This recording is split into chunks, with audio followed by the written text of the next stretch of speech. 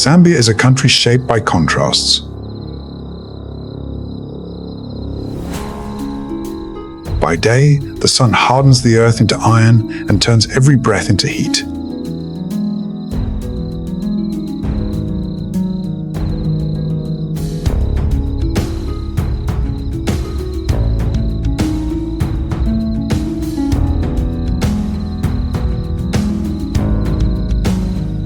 By night, darkness spills across the valleys, and the same landscape becomes a hunting ground.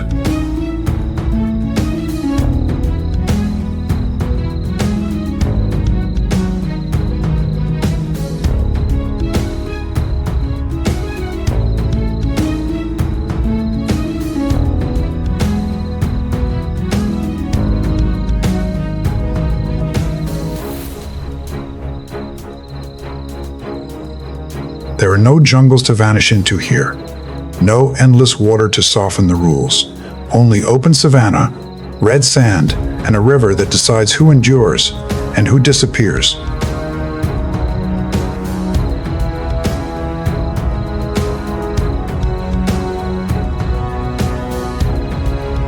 In this exposed world, a lion pride holds territory along the last reliable water.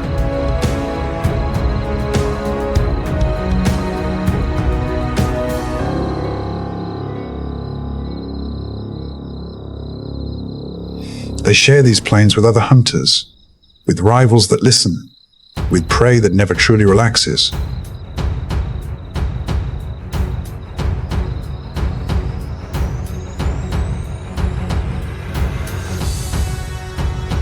But the pride is running out of luck. Days of failed attempts have stripped the lions down to a single focus: food.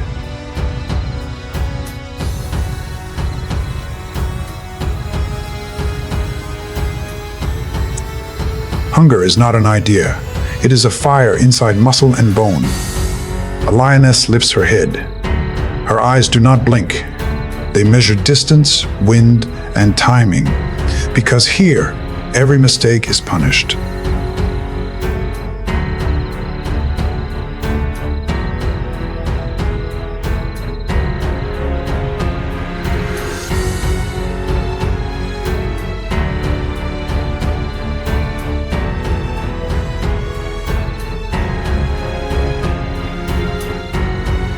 Far off, a herd of impala begins its careful approach to the river. Thirst drives them forward, but thirst does not erase fear.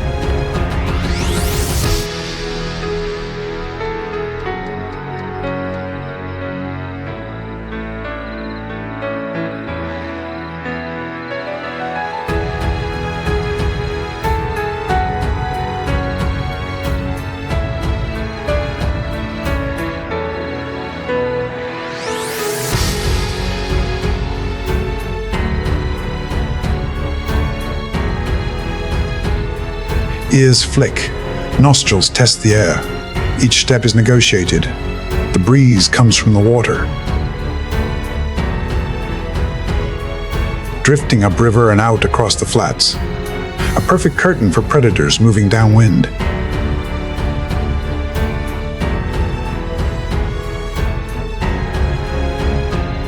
And inside the scrub, unseen, the pride tightens into silence. Bodies flatten.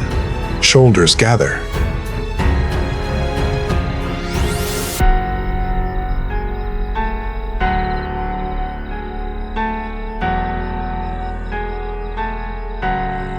The savanna holds its breath.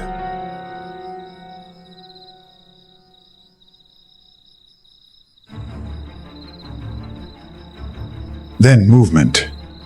Grass bends. The lions burst from cover like arrows released all at once. The ground trembles beneath pounding paws.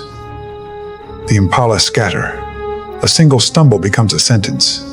For seconds, the scene is pure velocity. Breath tearing air, dust rising like smoke, hooves drumming a frantic rhythm. When it ends, the riverbank is silent again, except for the sound of feeding.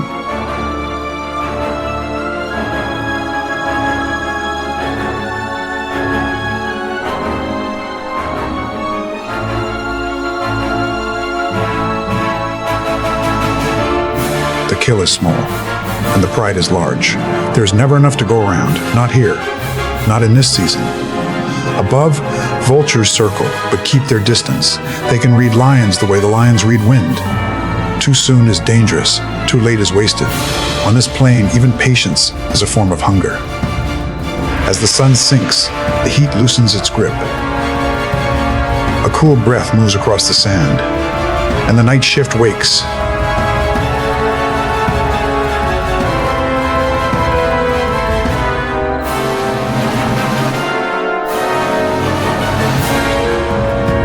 The kill is small, and the pride is large. There's never enough to go around. Not here. Not in this season.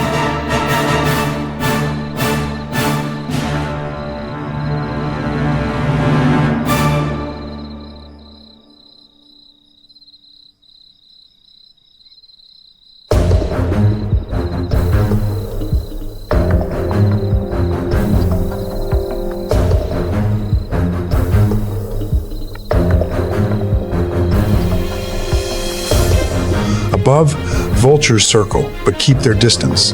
They can read lions the way the lions read wind. Too soon is dangerous. Too late is wasted. On this plane, even patience is a form of hunger. As the sun sinks, the heat loosens its grip. A cool breath moves across the sand, and the night shift wakes.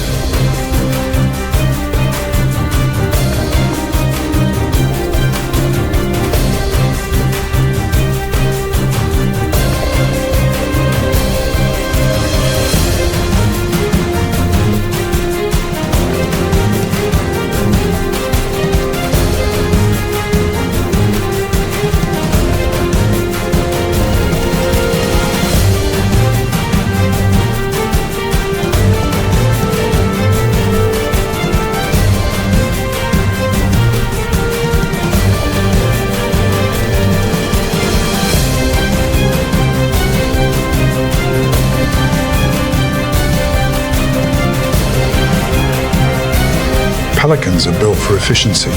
They preen endlessly, keeping their feathers sealed against water.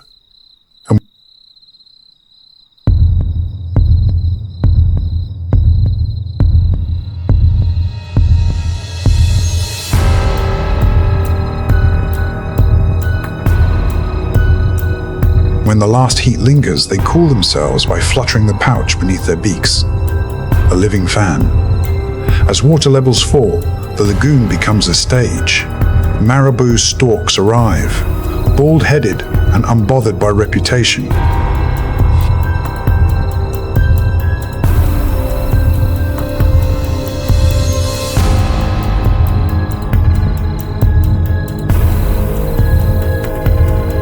They are scavengers when they need to be, and opportunists always. Soon, yellow-billed storks wade in beside them, probing the shallows.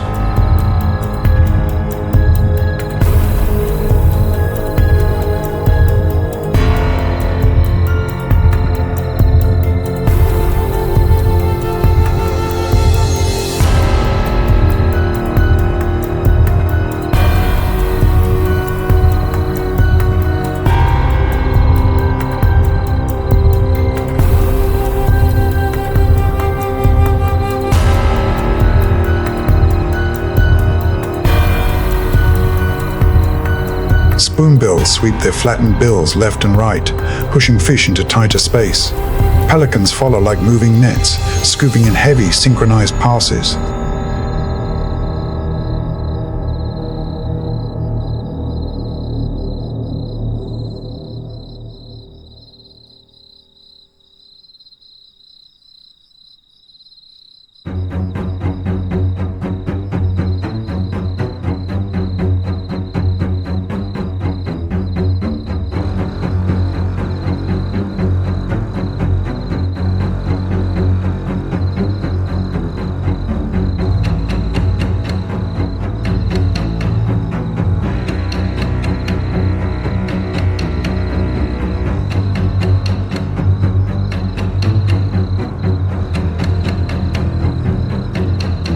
In drought, teamwork is not kindness, it is survival geometry.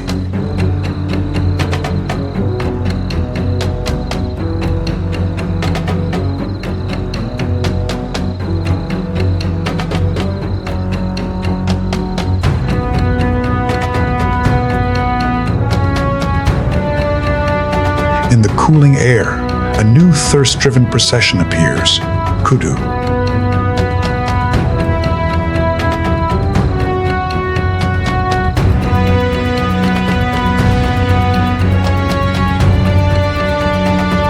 Tall, wary, and built for vanishing into brush.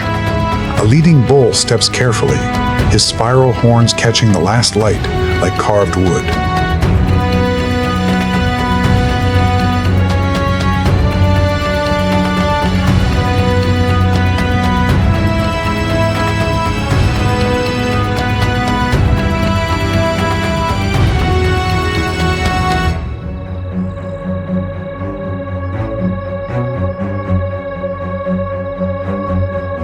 The lions watch.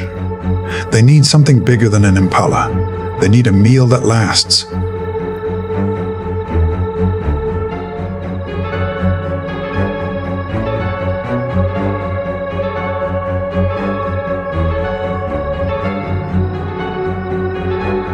But kudu are specialists in suspicion. A branch creaks barely. A gust changes, subtle, strange. Heads lift in perfect unison. Nostrils flare.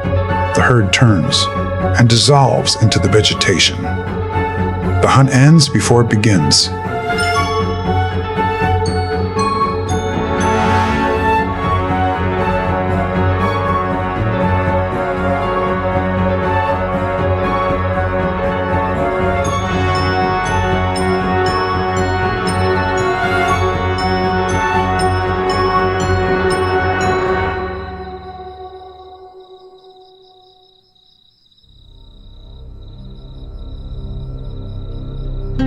And the lions are left with nothing but the taste of missed timing.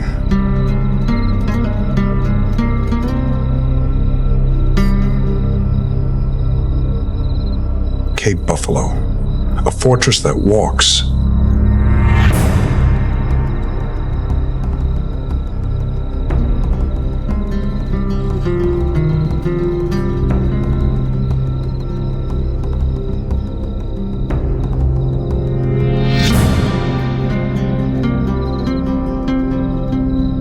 An adult can weigh between 500 and 900 kilograms.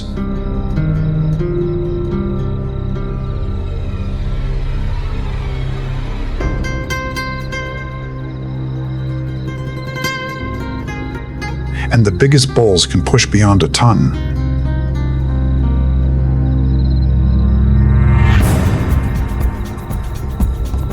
They look slow, but they are not clumsy. Their eyes track everything.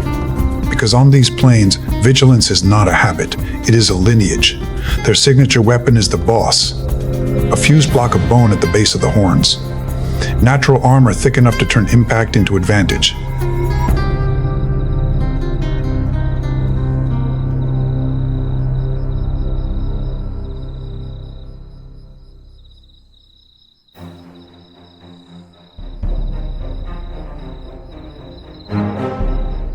A charge from a buffalo does not warn. It arrives.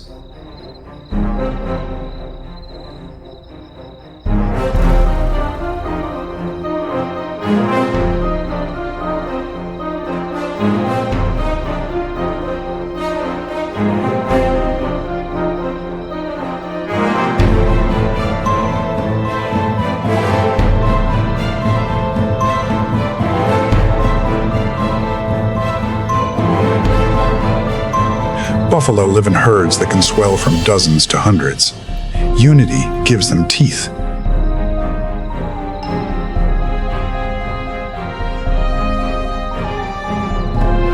But unity must be maintained, and dominance is often settled with violence.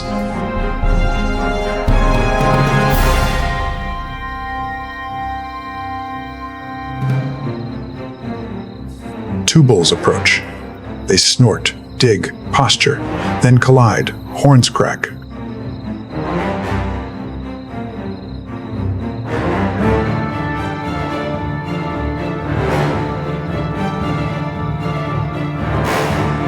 Dust rises in heavy waves. Each hit lands like a hammer. When it ends, one bull stands.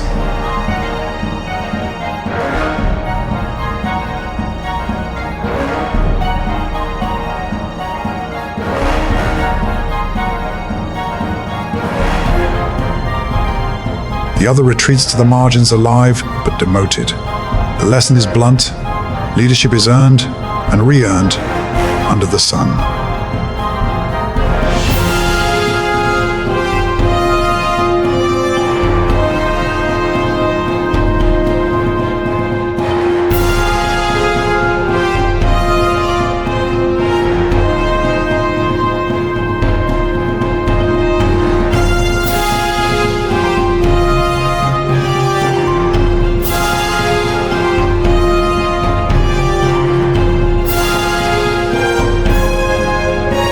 Yet the savannah is not only brutality.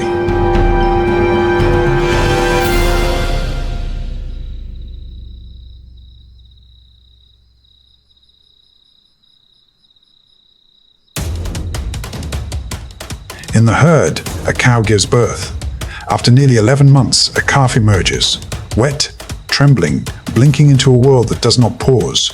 Within minutes, it tries to stand. Legs fold. It rises again. Because on this ground, weakness is loud, and learning is immediate.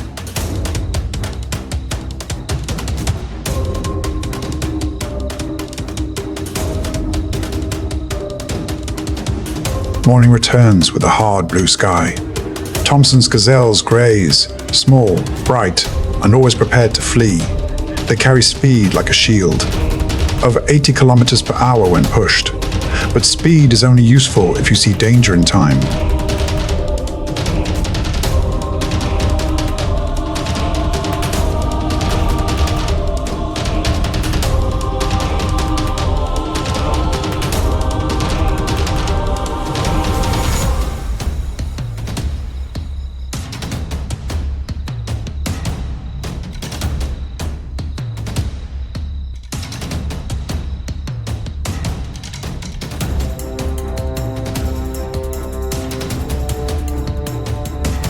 And somewhere in the grass, danger is watching. A snap of alarm, the herd explodes. The cheetah follows, turning breath into acceleration, muscle into lightning. A trip, a grip, a brief cry swallowed by dust. The hunt ends as quickly as it began. Because on these plains, thieves arrive fast. Hyenas, lions, wild dogs. A meal is never fully owned.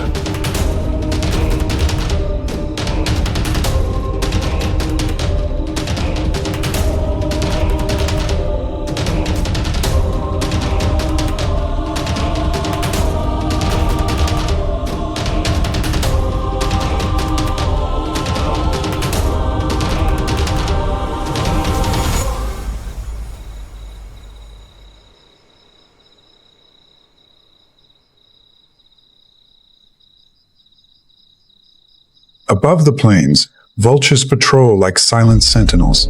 They do not create death, they complete it.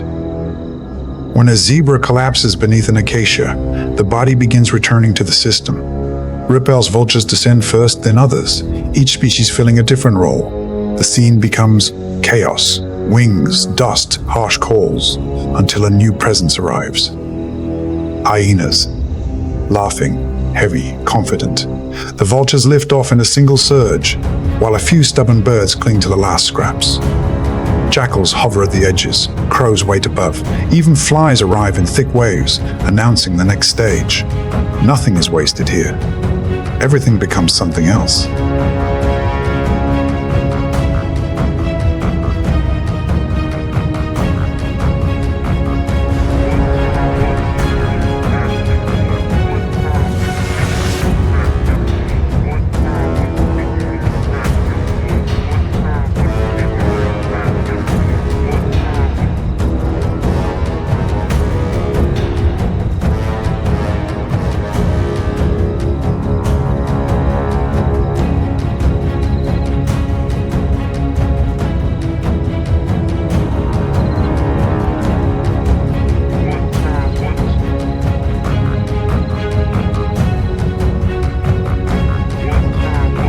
Step away from the open plains and into the rainforests of South America, and the rules of danger change instantly.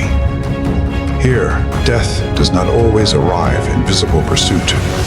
It drifts through leaves, clings to bark, and waits in silence so complete that sometimes only a pair of eyes reveals it at all.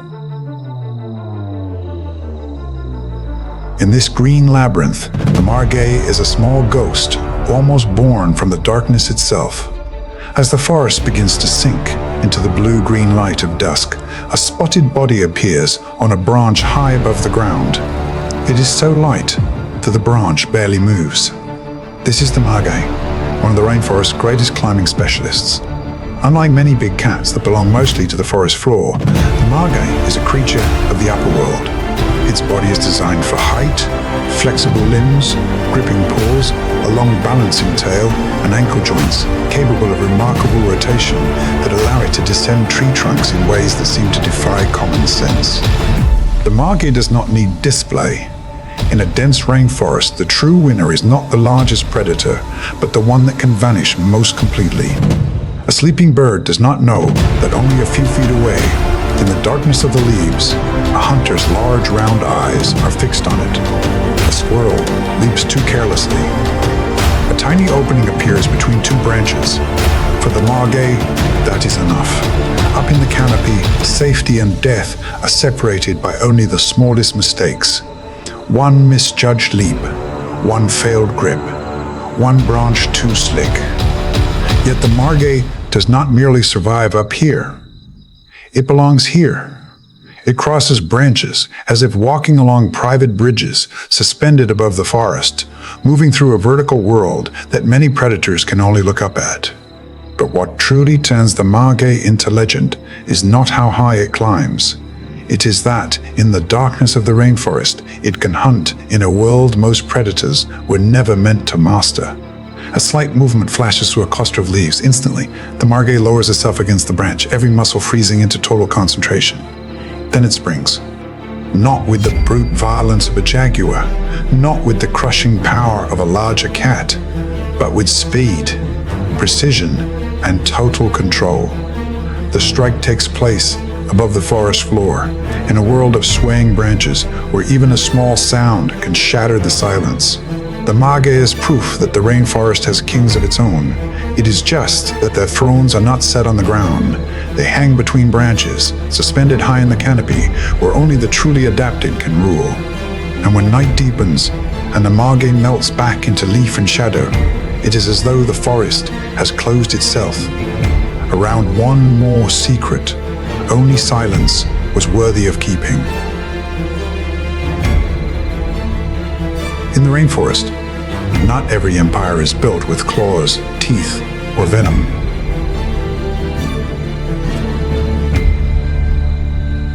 There is another empire, one so small that you could step over it without understanding what you just passed.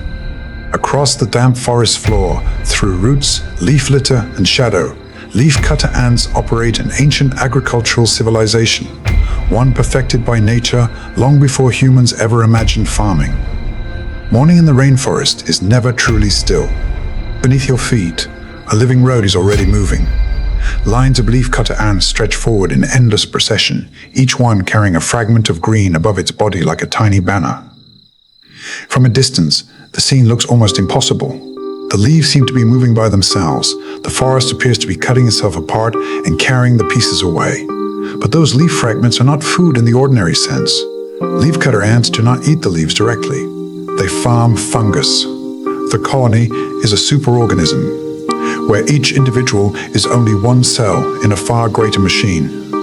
Cutters, carriers, gardeners, soldiers, nurses, deep underground, their chambers open into hidden farms and nurseries, a buried city organized with a precision so complete it feels almost cold.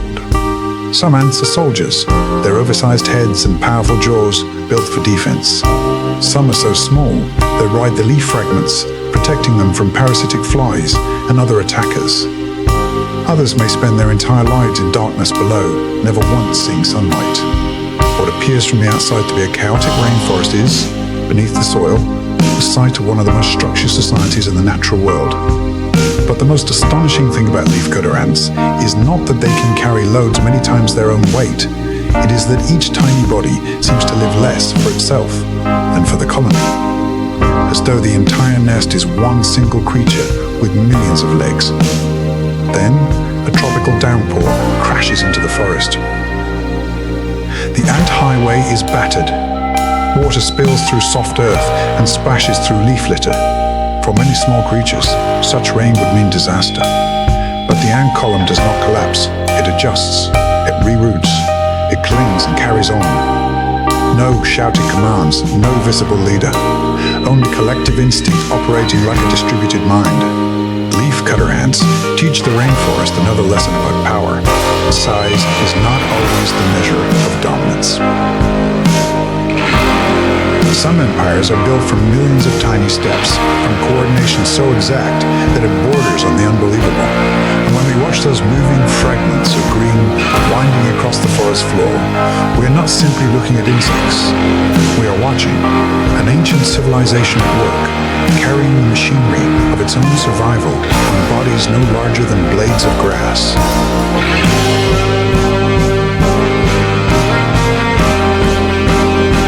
Before the sun fully reaches the highest leaves, the Colombian rainforest already has its own voice. It is not birdsong, not running water, but a deep, resonant call that seems to rise from the chest of the forest itself. That is the howl of the red howler monkey. One of the most haunting and commanding territorial calls in the world of primates. High above the ground, where the first sunlight breaks into shafts through the canopy, a group of red howlers sits along thick branches. Their fur glows reddish-brown in the humid morning light.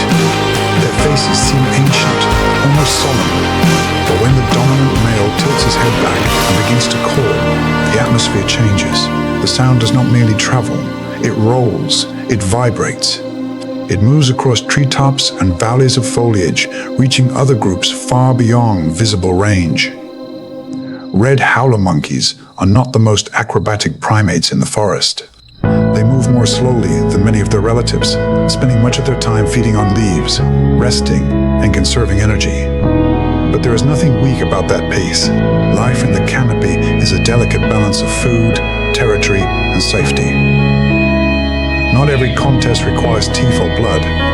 Sometimes a voice is enough to say, "This place is already taken." Beneath their quiet exterior, howlers also play an important role in the forest. They feed on leaves, fruits, and young shoots, helping disperse seeds and support the long regeneration of rainforest life. Their movements may seem gentle, but they are woven into the forest's deeper rhythm, a slower form of survival, but no less essential. But what makes that howl unforgettable is not simply its volume. It is the feeling that the whole forest must pause to hear an ancient reminder. In this sea of leaves, presence itself is a form of power. As morning brightens, another group answers from far away. Without ever seeing each other, the two troops are already in conversation across the green distance. It is a way of avoiding unnecessary conflict, conserving energy in a world where food is not always abundant. Each call is an invisible boundary, a territorial line drawn in vibration instead of blood. A young monkey clings tightly to his mother's back, its eyes wide as it peers into the dizzying space below the branches. It does not yet understand the full meaning of those thunderous calls. But one day, it will. In the rainforest, survival is not only about avoiding predators, it is also about learning how to exist within a web of sound, distance, memory, and belonging. As the red howls fade through the Colombian morning, they leave behind the strange feeling of a bell still echoing above a green cathedral, a primate that does not need to descend to the ground to make the forest remember it. It only needs to speak, and the canopy answers.